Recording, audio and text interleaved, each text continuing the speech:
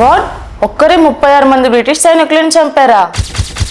1857 November 16 British సైనికులు ఒక్కొక్కరిగా చనిపోతున్నారు. కానీ ఆ బుల్లెట్స్ ఎక్కడి నుండి వస్తున్నాయో తెలియట్లేదు. కాల్చింది స్నైపరా? అవును, కానీ బ్రిటిష్ సైనికులకు తెలియని విషయం ఏంటంటే ఆ గన్ వెనుక ఉంది దేశభక్తితో పెరిగిన పాసీ కమ్యూనిటీ బిడ్డ. Wait, what? కాల్చింది మహిళనా? తనే ఉదాదేవి. తన భర్త మక్కాపసి బ్రిటిష్ ఈస్ట్ ఇండియా కంపెనీకి వ్యతిరేకంగా తిరుగుబాటులో భాగమయ్యారు. పోరాటంలోకి ఎలా వచ్చింది? బ్రిటిషర్ల అత్యాచారాలను చూసి పెరుగుతున్న ఉద్రిక్తతను చూసి విప్లవ స్ఫూర్తిని ప్రదర్శించి బేగం హజరత్ మహల్ సహాయంతో మహిళా దళాన్ని ఏర్పాటు చేసింది. కానీ వాళ్ళని ఎక్కడ చంపింది? ఎందుకు చంపింది? సికింద్రాబాద్ లో లక్నో విముక్తి కోసం బ్రిటిష్ సైనికులకు వ్యతిరేకంగా ఒంటరిగా యుద్ధానికి బయలుదేరింది. అంటే తన భర్త చనిపోయాడు. సరిగా 6 నెలల ముందు జూన్ 1857 బ్యాటిల్ ఆఫ్ చిన్నత్లో పోరాడుతూ మరణించాడు.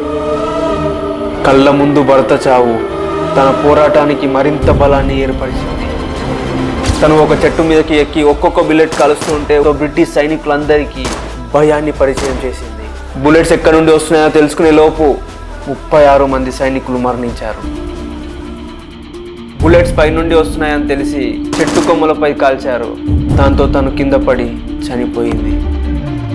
అప్పుడు తెలిసింది వాళ్ళని భయపెట్టింది ఒక మహిళ అని. 36 మంది సైనికులు, ఒంటరిగా ఒక మహిళ. అది కేవలం ఒక యుద్ధం కాదు, ఉదాదేవి సృష్టించిన ప్రళయం.